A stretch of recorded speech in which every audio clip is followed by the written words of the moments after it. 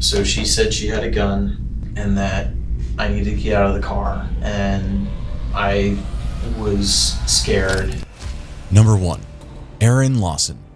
I'm like, okay, you can go get your charger, and they're like, okay, we need to be real with you. They say, quote unquote, we run a business. And at that point, my heart sinks because I felt very uncomfortable at that point. On October 22nd, 2020, an 18-year-old named Aaron Lawson was involved in a shooting incident. He fired his handgun at 2 teenagers, Jennifer Broxson and her friend Allison DeJanes, both of the same age. The victims sustained gunshot wounds and were hospitalized.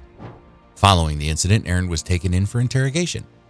As the interview commenced, a detective removed Aaron's handcuffs and partially left the door ajar, with the intention of creating a more relaxed atmosphere.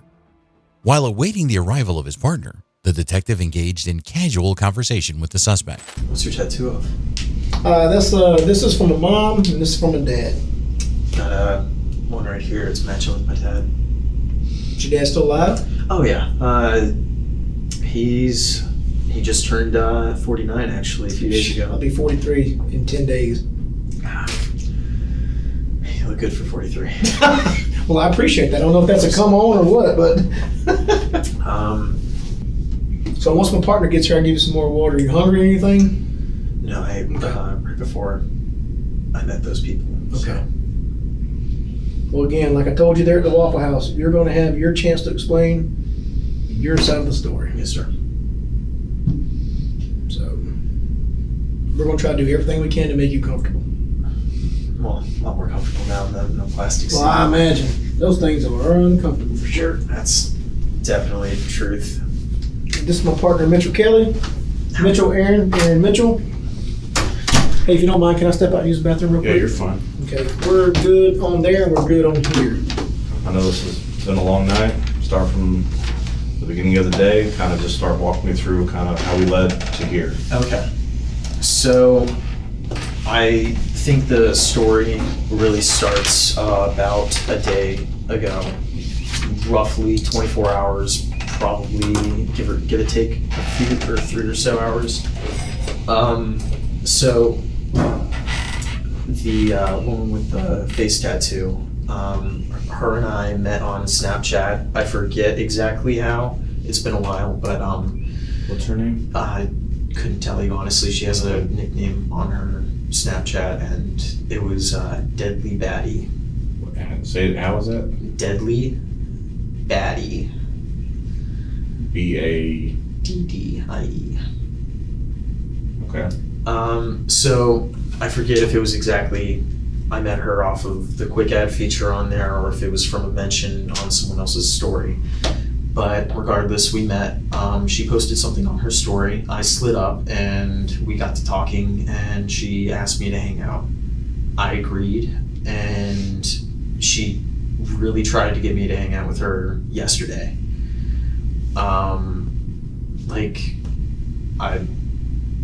What was y'all's conversation about? Well, really, she just wanted to hang out. She said she was bored, and I was like, I am as well. So we could do something. She wanted to go to Pensacola. I don't exactly know where. She said by the water. So, like I said, she pushed very hard for me to hang out with her. I declined that night. I said we could probably do something tomorrow. She said that sounds good. So today, earlier in the morning, we're making plans to hang out tonight, and she didn't respond for a few hours, and sorry, my time frame's a little messed up because I'm an hour ahead. You're fine. But I want to say about 11 or 10 this time. I went over to a friend's house who I had also just met off of Tinder. That was more of a hookup situation, and so I left there about 12. Who's that person? Like I said, we had literally just met, so want to say her name's Sadie.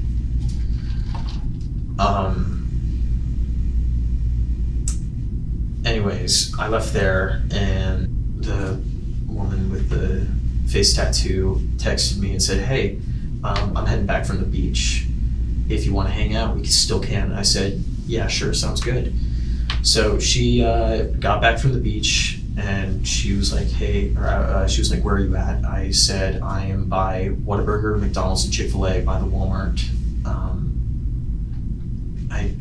I don't normally visit Pace, but that's the some rough estimate of the location. So she was like, "Oh, could you grab me food?" And so I agreed. I bought her a number 15 with ranch, and I got her a Coke. I have the receipt in my driver's door, and so I also got I want to say taquito with bacon and the meal, so Coke as well. And so I got the food. She said, "All right, I'm almost home. I'll text you whenever I get here." I said, "All right, that sounds good." She said she, again, was coming back from Pensacola Beach. And roughly 15 minutes later, she texted me and said, "Hey, I'm ready for you to come pick me up." She sent me the street that she was on. It was about 7 minutes away from her. I drove to her. She said, "Hey, is it cool if my friend comes along?" That was the lady in the yellow hoodie. I don't know her name at all. Let me pump the brakes for a second. You keep saying woman, you keep saying lady. Do you know how old these women are at this point? No. Okay. Looking at their pictures, could you take a guess at how old they are? No. Okay. They look like adults? To me, yes. Okay. So, like I said, I continued on, and they both got in the back seat. The lady in the yellow hoodie sat in the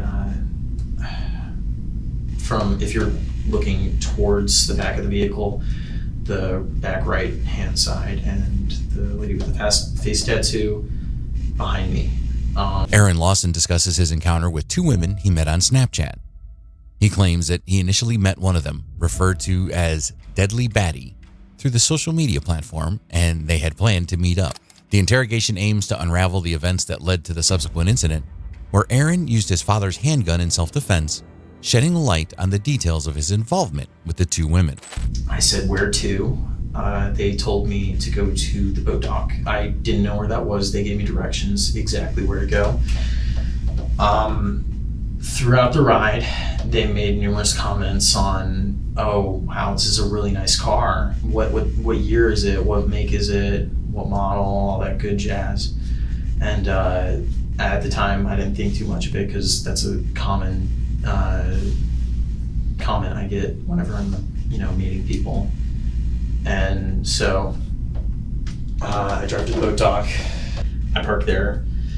I get out of the car, walk over here with them. Did you pull around like you was facing to drive out, or pull in? I pulled in. Front of the car's facing this way. Okay.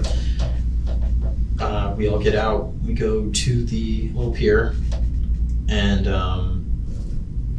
we just hang out for a little bit. We're on our phones talking a little bit. They're asking what I'm like, questions about me, similar like, where do I go to school, how old am I, and stuff like that.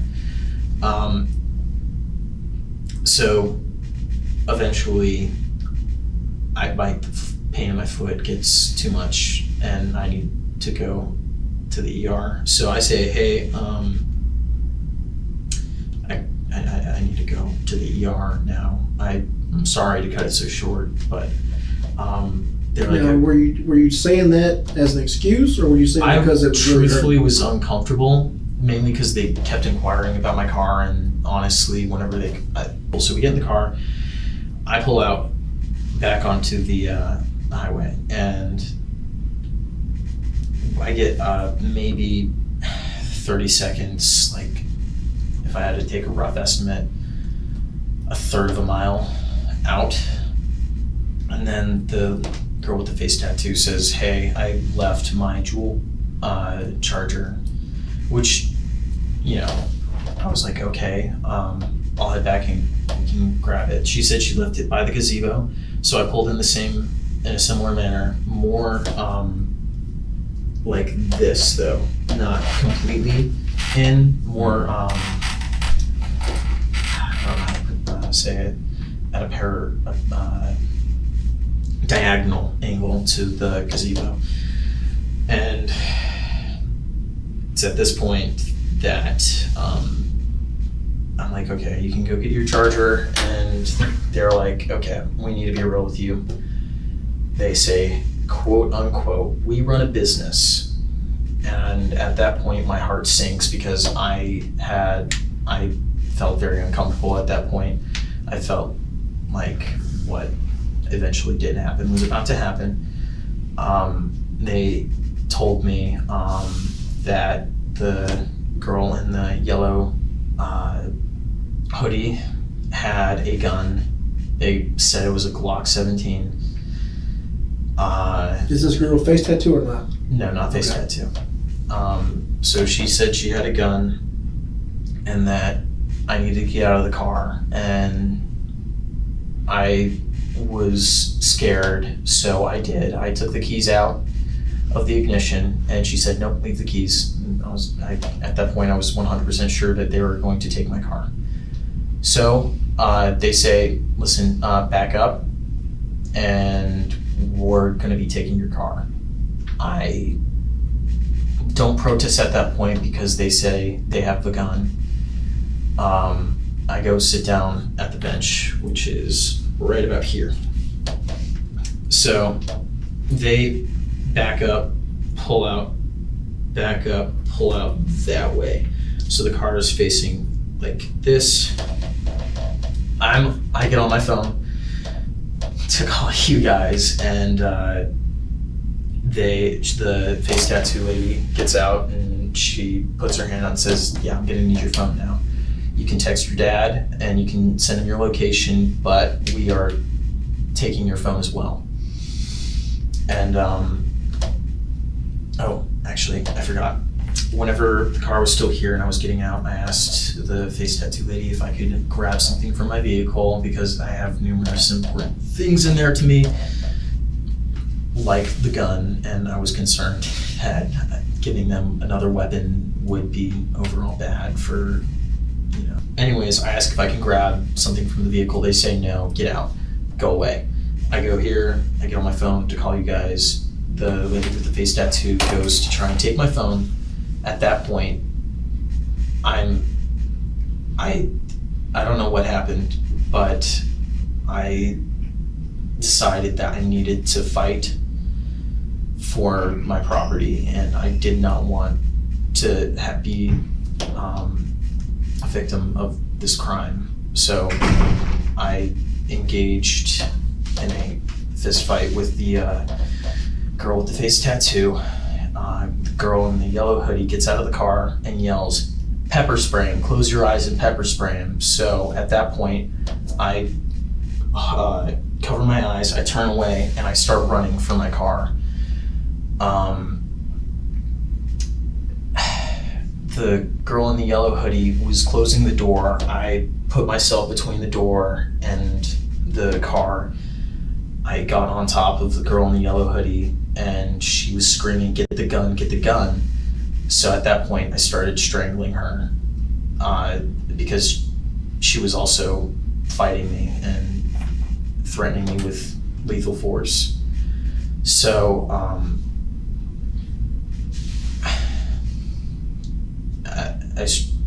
the lady with the face tattoo comes up behind me and starts tasing me. I get a break. Where'd she tase you at? My back. I don't know. I think it right about here. The lady with the face tattoo moves back over here and moves to me, gets the taser, starts tasing me. I don't know what exactly happened, but there was a break in them doing things to me. So I reached in the glove compartment, which my dad also keeps a collapsible baton in. I extend it, and I start hitting the girls who are attacking me.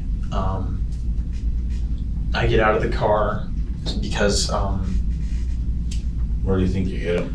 the head. In the head? Yeah. That's where you're aiming? Yeah. Like at their head? Okay.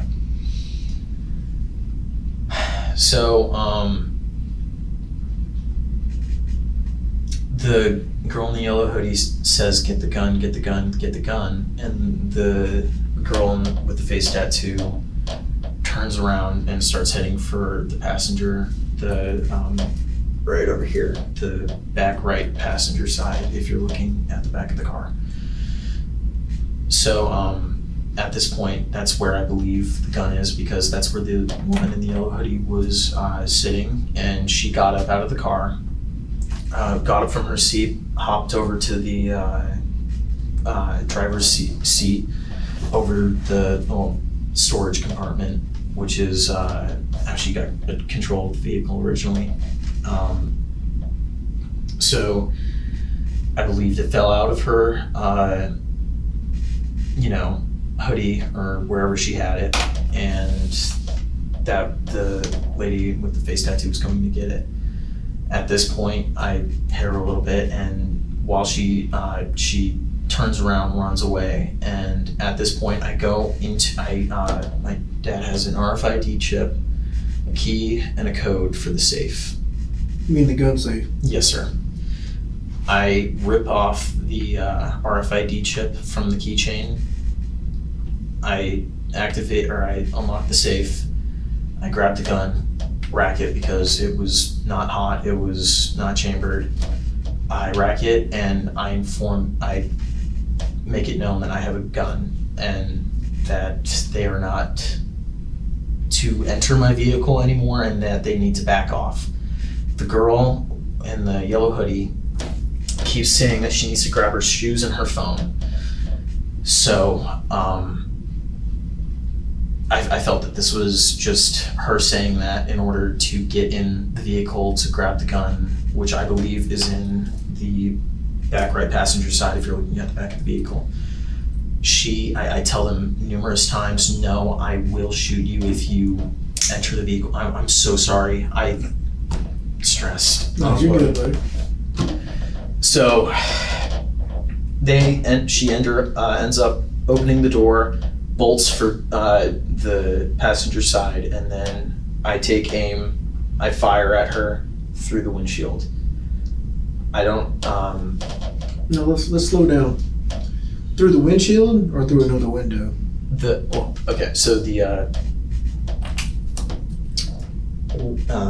window right here. I'm sorry, terminology. No, you're fine. We're just. Yes, sir. Yes, sir. We're getting to the point to where what we see on scene versus what you're telling us, we need to make sure you're telling us the exact truth. Aaron agreed to meet them, but upon their arrival, they pressured him to go to a remote location, claiming they were involved in a business. Fearing for his safety and property, Aaron engaged in a fight with one of the women when she attempted to take his phone. The other woman threatened to use pepper spray and yelled to retrieve a gun from the car. In a struggle, Aaron managed to access his father's gun from the glove compartment and warned the women not to approach. When one of them attempted to enter the car, Aaron fired a shot, injuring her. The interrogation aims to clarify the sequence of events and assess the accuracy of Aaron's account in relation to the evidence at the scene, but the detective knows very well that Aaron might be telling the truth. Yes, sir. Okay. So I fire at her, she's what I assume diving for the gun, which that they claim to have. What did you see her do?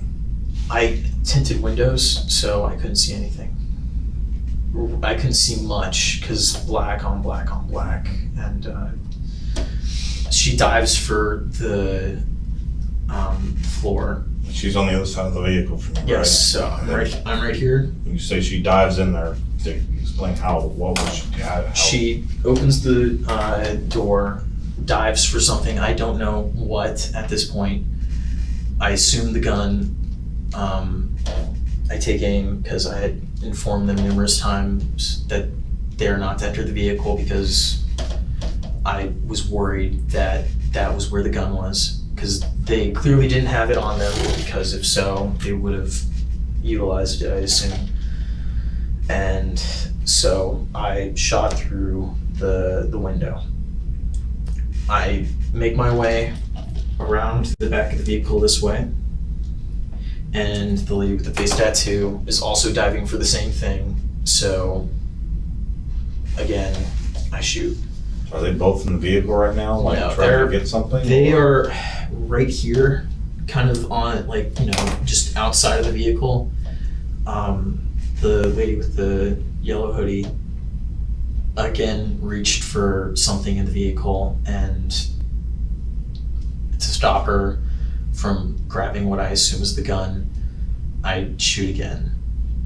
And at this point, I realize my gun is empty, and that I'm defenseless because they had said earlier, in fact, whenever they're trying to grab my phone, don't try anything dumb because we have other people on the way. And so at this point, I'm afraid that I'm going to be getting attacked by more people. And so I enter my vehicle, I put it in drive, and I drive away just to get into a more populated area so I'm somewhat more safe. And as soon as I drive around this way, as soon as I get about right here, I ask my car to call 911. Erin is unaware that Allison died from the gunshot wound at the scene, but the other female, Jennifer Broxson, survived. While in the hospital, Jennifer was able to tell the police her side of the story. We met, me and that boy met online when he slid up on a story that I shared about Trump. I screenshotted somebody else's post about Donald Trump coming to Pensacola, and they were bashing him. And I screenshot it and reposted it and put the laughing emojis. And he slid up and was like going off and saying, like you people are a good reason to use our guns. And then after that, like a day later, a person added me and texted me, and I didn't know it was him on a fake account.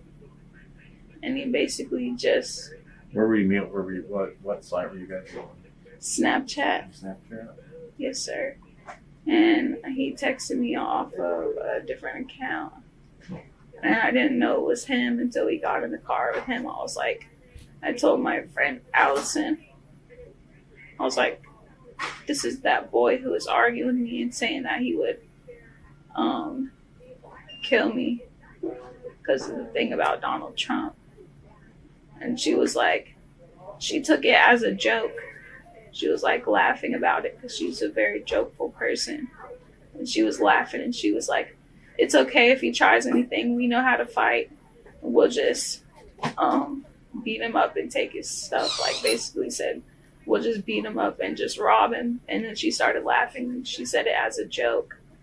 And he started freaking out. And we went down to the water and he was just acting weird and like talking to himself under his breath. And then we got in the car. And that's when I told Allie.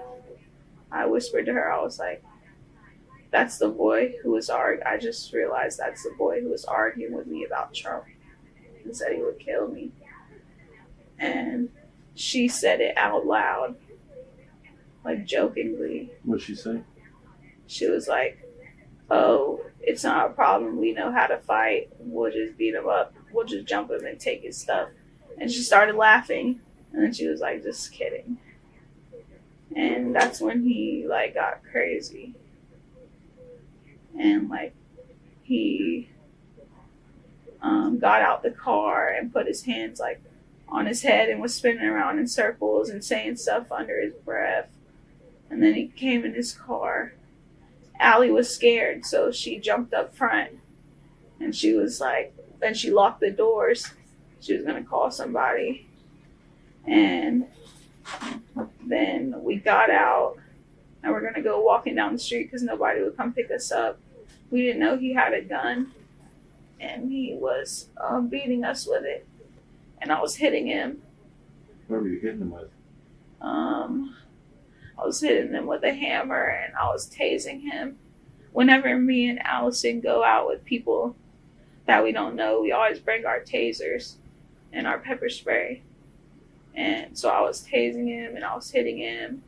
And before he started strangling Allie, he was hitting me with his fist. Where'd the hammer come from? It was her dad's. She was like, bring this in case something happens, because we don't have any like weapons or anything. And the tasers that we have are like weak tasers. And she was like, bring this. And I was like, okay. And then he started beating us with the police thing and strangling Allie. And I managed to pull the police thing out of his hand and I threw it in the water. And that's when he grabbed the gun. He was like, walk to the road. And Allie was like, I need my shoes. They're in your car. And he was like, no, walk to the road. I'm finna shoot you. And she opened his car door, the back door, to grab it, her shoes, and her taser, so he could go. And he shot her through the glass in the back of his car. And then he shot me. He shot me again. And he shot at me again and again. And then he pulled off. And he shot 2 more shots while he was driving away, but it missed us. Jennifer's account of the incident differed from what Aaron had told the police. They couldn't find a second gun at the crime scene, suggesting that the women may not have had a gun or they somehow got rid of it. Now, the police want to determine if Aaron's actions align with Florida's Stand Your Ground law, which allows people to use deadly force to protect themselves from serious harm, death, or a forcible felony like robbery or carjacking. Under this law, individuals aren't required to run away if they believe they are in danger, especially if they think their aggressor has a weapon. In that case, Aaron's actions could be seen as self-defense. You shot twice? I shot a total of 7 times. I shot, I believe, once here, 3 times here. Your first shot was Hold on, into the... so your dad keeps the gun loaded, like the magazine's full? Magazine is full, Okay. but unchambered. And you emptied it? Okay. Where were the girls? Were they inside the back of the car when you They first shot were at them on- or shot at them? The girl with the yellow hoodie was half in, half out. Her Okay. lower half was outside of the vehicle, upper half was inside. And then the girl with the face tattoo? She was standing just behind the threshold to the car. And what was she More doing? towards the trunk. I Said she was diving over, but Whenever I started moving towards around the vehicle to get a better grasp on and control on the situation, she dived inside the vehicle again, reaching for what I assume is the gun, and so I shot 3 or 4 times at her. did you ever see the gun that they were trying to get to? No, but they stated that they had the gun numerous times, and they kept saying, "Get the gun, get the gun, get the gun." So I assume that is what they were reaching for in the back. Earlier you said that they said something, that they had a Glock 17, that they said that. How did that come out, that they had a Glock 17? They were trying to tell me not to do anything stupid whenever, not to try and fight back or do anything whenever they were taking the car. Whenever they were telling me to step out of the car and look, we have a gun, we have a Glock 17, is exactly what they said. Under her sweatshirt, do not try anything stupid, we will not hesitate to shoot you. So that is how that originally came up, and then they stated numerous times throughout the entire interaction to grab said gun. And you covered your eyes, and you said that that she was yelling to pepper spray you. Did she pepper spray you at all? Yeah, I believe so. Forehead and hands were burning the entire time I was in the squad car, so that's what I assume it was. I didn't do anything other than get tased and pepper sprayed. I'm gonna be totally honest. I'm gonna get a search warrant to look at the Snapchat, yours and hers together, and try to see what y'all's conversation. That's why I want you the opportunity. What did y'all talk about? Even if you think it sounds bad, what did y'all talk about to me? Okay. She said she was turning 18 soon. I didn't know how soon. So she said, "Hey, look, it's Florida law.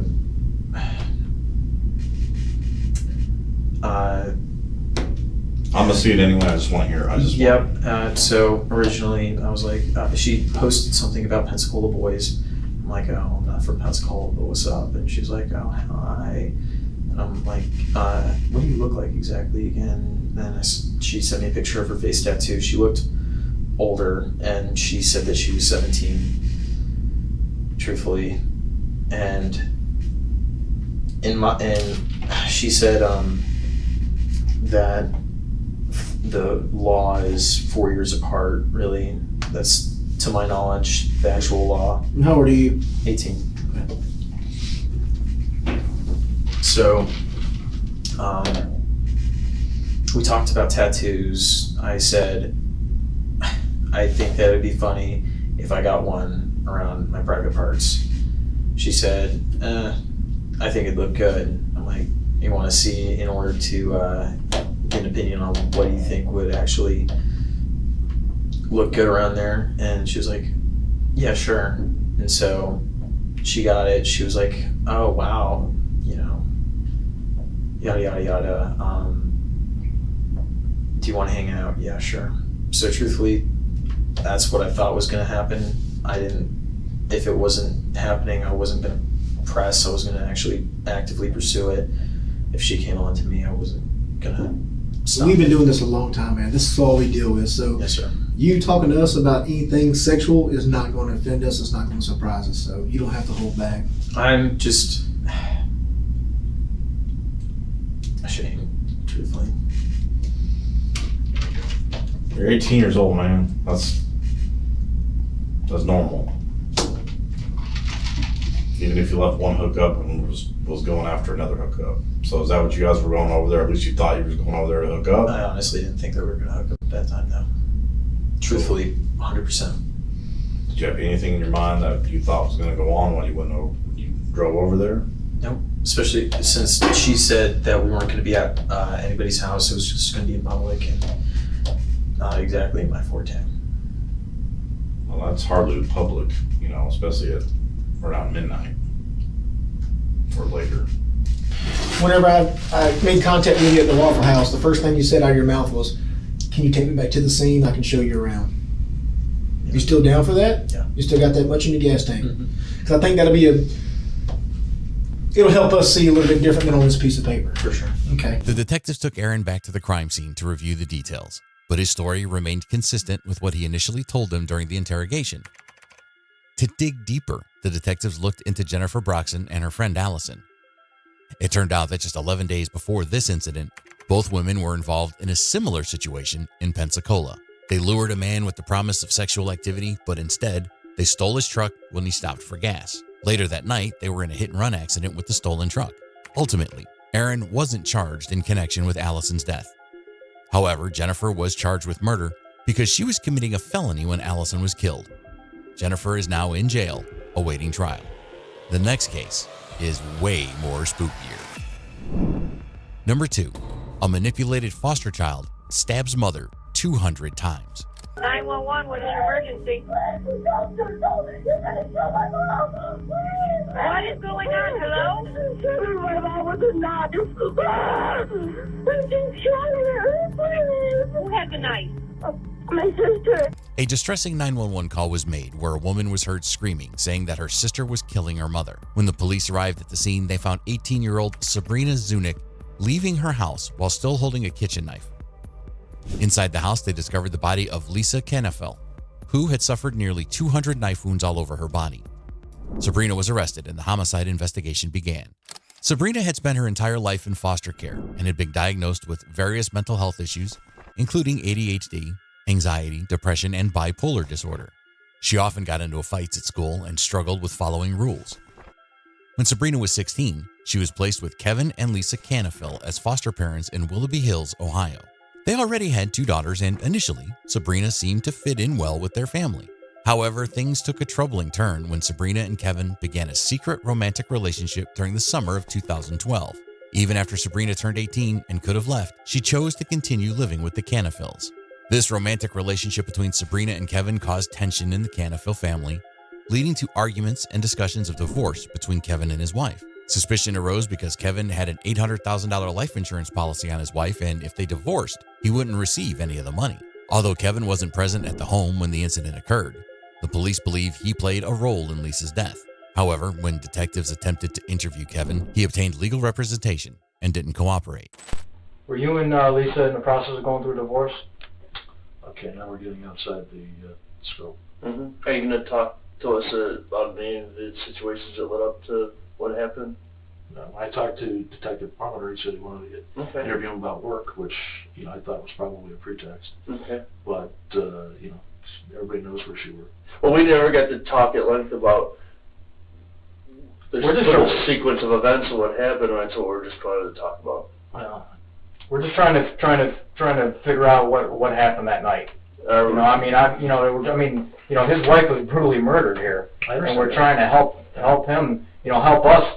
He can help us in the investigation. He wasn't within 100 miles of the house when that happened. I understand that, but he was with them prior to leaving the house, so he can discuss what what the house was like prior to him leaving. And we came down to talk to you about what you asked us to talk about. I asked you specifically on the phone what the subject matter was. Correct. All right. Correct. We didn't have to come down.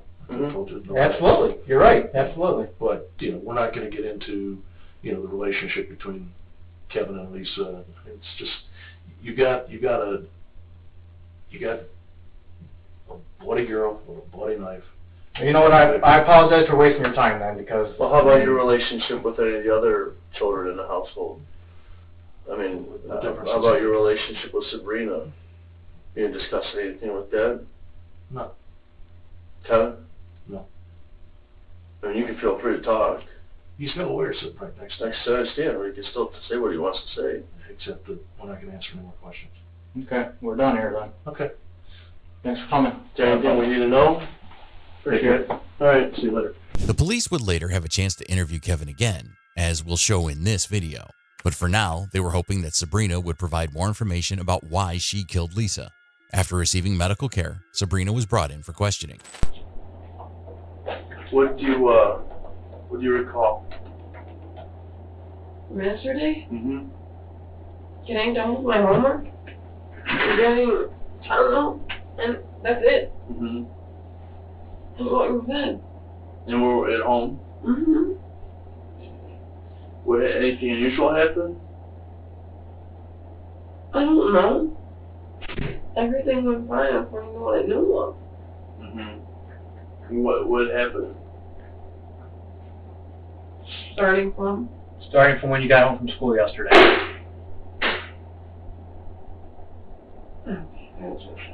No. I got home, I went to do my homework. Then we had hamburger helper. And then I went back to doing my homework. Stayed doing my homework for like 1. I went upstairs, no, it was like 12. Went upstairs, tried to go to sleep. I couldn't go to sleep, so I went to go get some Advil. Mm-hmm. Ibuprofen. Because my head hurts, and I have really bad headaches. I don't really feel like it. And after that, Where did you take ibuprofen from? in they sang in Kevin's bathroom. That's Where? where it's held. Kevin and Lisa's bedroom. That's where it's held. Was Lisa still awake? I don't know. I just remember going in there, having the bottle, starting to shake it to get the meds, and then gone from there. Thank you. Okay. Do you remember what the bottle said? Ibuprofen. Ibuprofen? Wait, there was orange. Okay. Are you allowed in that bathroom? Only, to get Advil or something like that. I call it Advil. So Right. ibuprofen. Other than that, no. Not unless they're there or, we're told to. So what did Lisa say to you then, when she saw you in there? Don't know. I don't know if You Lisa didn't hear us? No. I don't remember anything at that point on. What do you remember? Everything except Were you taking any illegal narcotics yesterday? No, don't do drugs. You don't do drugs? When was the last time you did drugs? 3.5 years ago. 3.5 years ago? Okay. You have not had any illegal drugs since then? Okay. You were at home all night yesterday? Okay. After you ate dinner, did you have this opportunity to say goodbye to Kevin? I was at the computer desk. You're at the computer I desk? don't know. I went to the living room also because I was printing my bracelet. I mean, I was in the living room, I was in the kitchen, and I was in the office. That's it. Excuse me. I mean, I believe so. Yeah, he just said bye. He always says bye to everybody. Okay. Then we either say bye to he like kisses him. Well, Okay. You had an argument or anything with Lisa last night? no, No? everything was fine. Everything's I fine? know. Okay. Have you had these type of issues in the past where you just don't remember things? I'm not positive. I mean, I know I was in other group homes. When I was in a fight with other people, I blacked out. Mm-hmm. You mentioned you've had at your group home incidences where you blacked out. Have those been physical? What do you mean? Like, did you get in fights? People? Yeah, but it wasn't me hitting them. Mm-hmm. If I get a blow to the head, I'm gone. Mm-hmm. So I fell with my head. Have you hit people before and not And I remembered it? Like, in the blackout? Yes. But not, I don't start fights. Mm-hmm. Ever since my first group home, I was 14. I stopped fighting ever since then. What do you think happened to your hands? I don't know. I'm just saying that I'm being charged with homicide. Well, we're investigating it. I remember I'm pretty sure you do. ambulance. Yeah. And then, Remember what you were doing prior to getting to the ambulance? no, In Lisa's room? getting meds. My headache.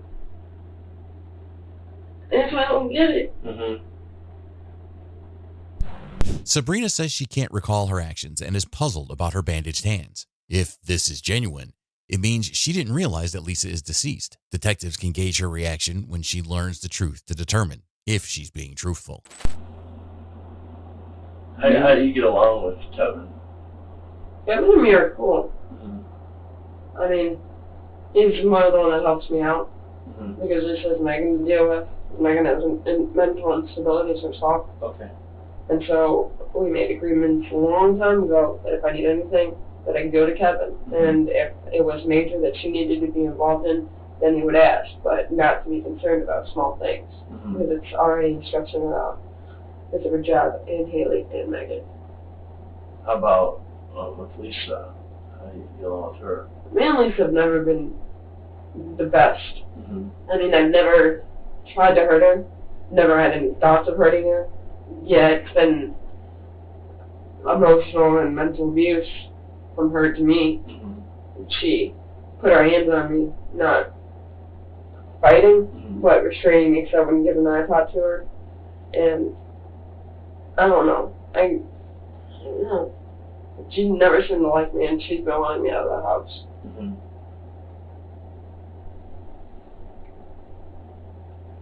What's your thoughts on how Lisa is not alive now? What? What are your thoughts on that she is not alive? Maybe you didn't understand. That's what we're talking to you about. She didn't kill me. Mm-hmm. She's dead.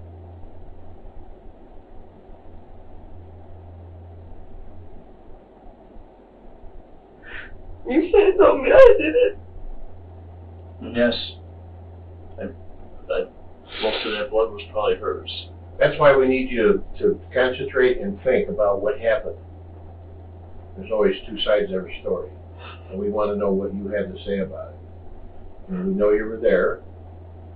You know, there were officers that got to the house after they were called. So we just need you to focus on what happened. You know you were doing homework, and you know you got yourself to the bedroom to get the medicine. What you need to do now is bring it all together and think real hard about maybe what happened next. And then that'll explain how you got some wounds to your hands. Okay?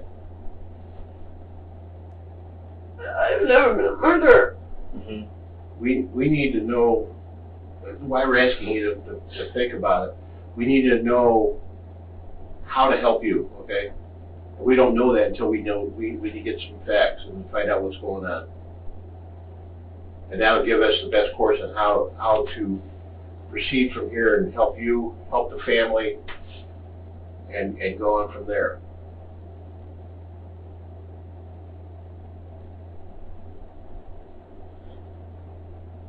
What do you want me to eat? We don't want you to say anything except the truth, and we just want you to think about it, because something happened by the time you were getting your meds in the bathroom there for your headache, and then one of our police officers arriving. So something happened in between that time, and we're just trying to get to the truth of that and find out what happened. I don't know.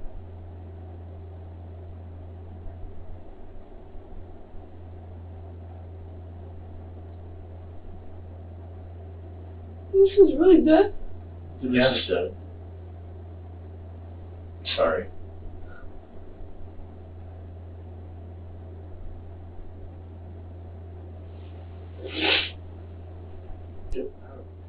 And Do you have a blanket already or none?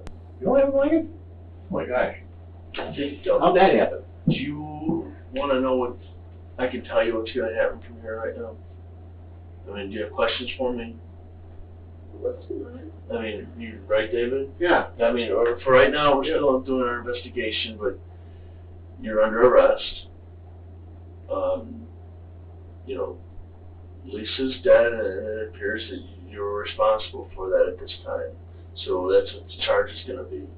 But at that point, you're going to spend a weekend in jail, the county jail. We're not going to stay here all weekend. All right? And you'll have a court hearing probably on Monday. And at that time, they'll look to see if you have a bond and what to do. All right, for you.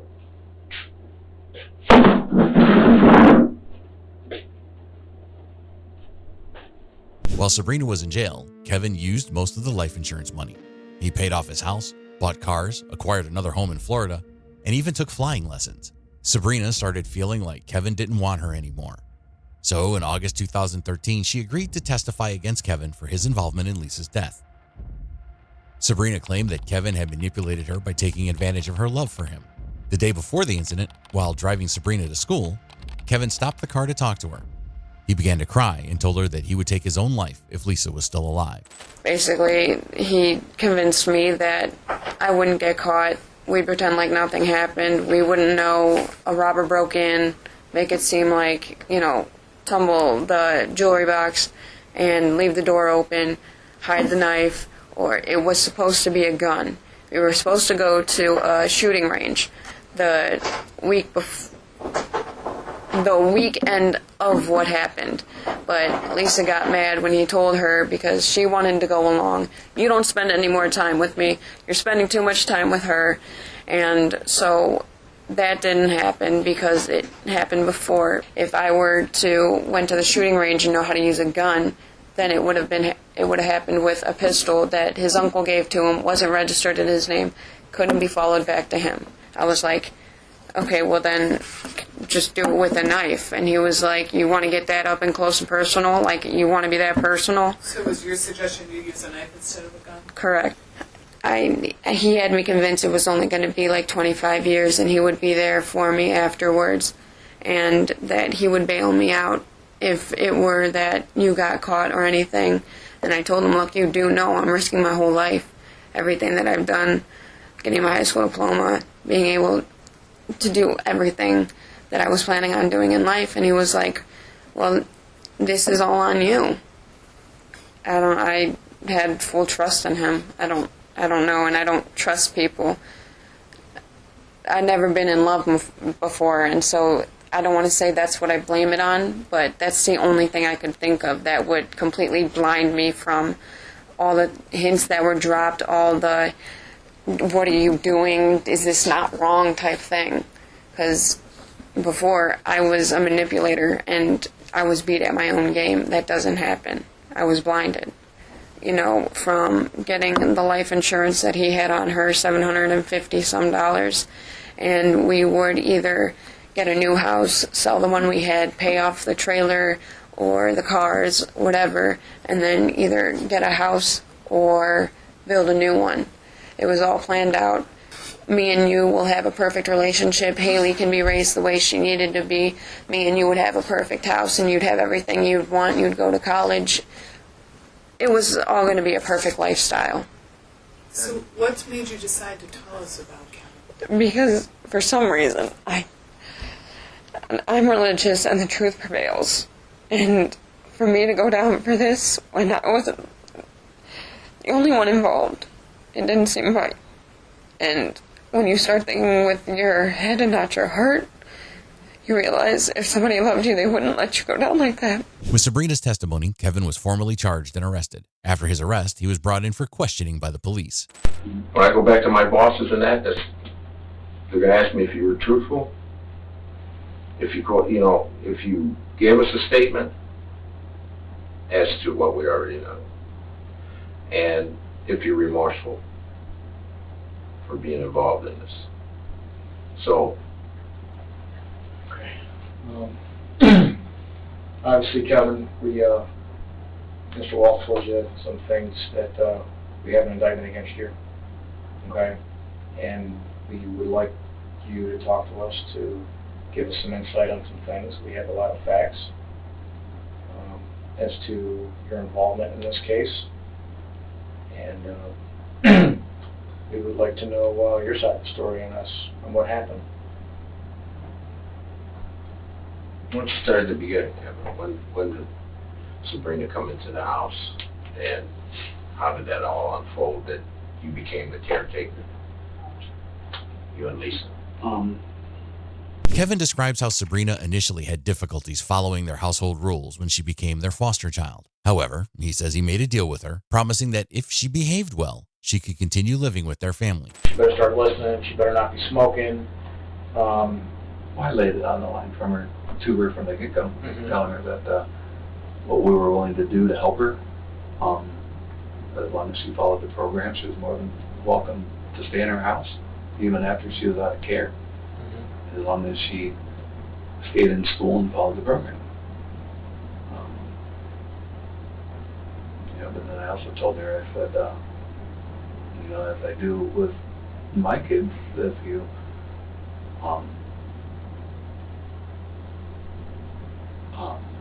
don't follow the rules of the program, then you're out the door. And how did she take that conversation?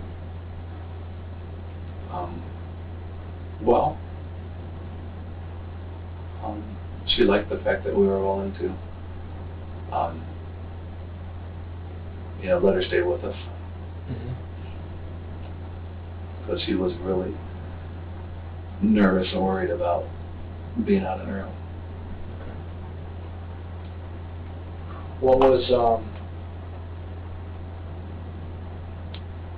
Lisa part of this discussion, or was it just you and Sabrina? No, it was always all three of us. Okay. All right. So you and Lisa had a discussion with Sabrina within the first month. She goes to this Lake Academy or something similar over there at the Willoughby Tech Center for her 10th grade year. How are things in the home during that time period? Like, do you need to talk to Sabrina anymore? On and off. On and off? Okay. And how was she during Christmas?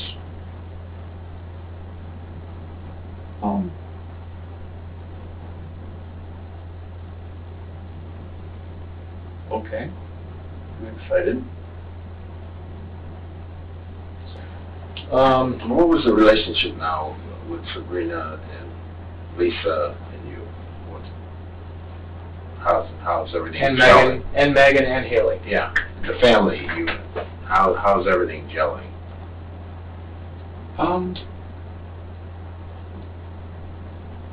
Had its good days and had its bad days. Tell us about the good days. The good days, everything went smooth. There was no problems. Kids did what they needed to do. Harmony in the home? Mm-hmm. Yeah. Tell us about the bad days. Bad days. You started out with Megan and Sabrina getting into it. Or Sabrina.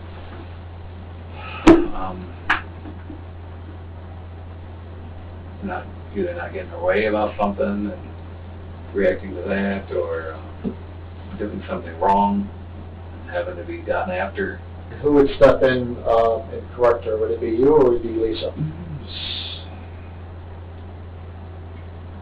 It was equal. Okay. It got to the point to where Lisa got really frustrated, and so we made a decision for Lisa to just deal with Megan, and I dealt with Sabrina. At what point? When did that decision happen? I couldn't tell you. Sabrina listened to you more? You had more influence on her? I don't know if I'd say that, but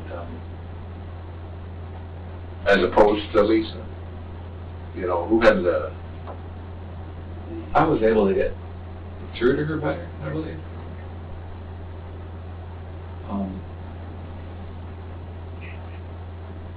So obviously when you talked, she listened. Whereas Lisa, she talked and all she heard was wah, wah, wah, wah, wah. Probably a good analogy. Yeah. But you know, the relationship between Sabrina and Megan, my kids grew up together. And they love each other now, but that's like typical sisters or... Oh, that's how it was. Brothers and sisters, you know. They would be like oil and water, and the next thing you know, you're doing the hair and makeup together, and hanging out, having fun, and it was just mind-blowing. So, if you could elaborate more on how your relationship with Sabrina developed and evolved. Remember, Kevin, we asked you for the truth when we came here.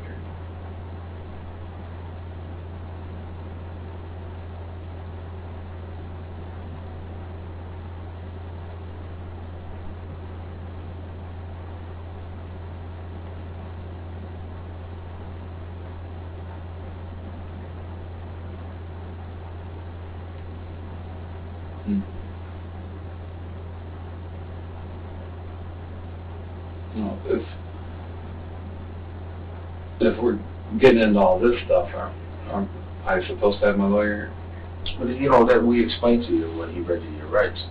But also, we asked you for three things. I asked you for the truth. I wanted to hear your side of the story. And we needed to talk to you. This is the time to clear the air. So. It's your decision. You know you have a choice in the matter. Well, I already have But an attorney on record. I think he should be here for all this. well, like I said, I'm only gonna say the truth. I'm not gonna lie about anything. right. That's what I asked you for when we came in here. You know we have the evidence. I have an 11-count indictment here. And I wanted to discuss the whole thing with you, the whole puzzle.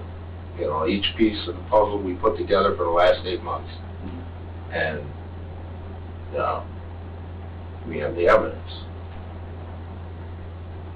So, I mean, we are going to go forward with this, as you know, and as we are going forward with it now. The part you just asked me about, that's your decision, and that's, I wanted to work with you if I could, but, you know, I can't talk to you then. So, you're at the Y in the road, you have to make a decision, you know. But I thought we had a good conversation going. Your choice to make, Calvin. We do. It's, So you just have to let us know what your decision is.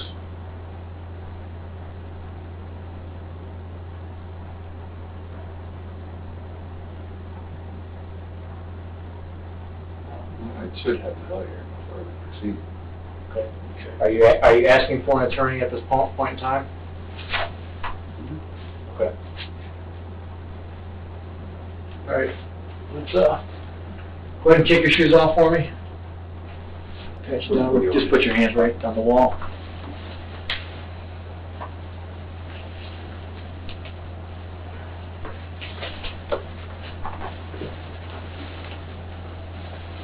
All right, come with me. Kevin showed no sympathy or remorse during his trial. He was found guilty and sentenced to life in prison with a chance of parole after 30 years. After Kevin's sentencing, his lawyer angered the judge by claiming the jury's decision was absurd. And for the state to suggest that Sabrina Zunick is a victim in this case is as absurd as the jury verdict. Sabrina pled guilty to murder and also received a life sentence with possible parole after 30 years. Sabrina's lawyers argued that Kevin had manipulated her into committing the crime and even provided instructions on how to kill Lisa and make it appear as a burglary. Kevin told her to claim insanity or self-defense if caught. The question remains, did Sabrina act solely due to Kevin's manipulation, or is she responsible for her actions, with Kevin merely providing an excuse? If you enjoy our videos, make sure to hit the like button and subscribe.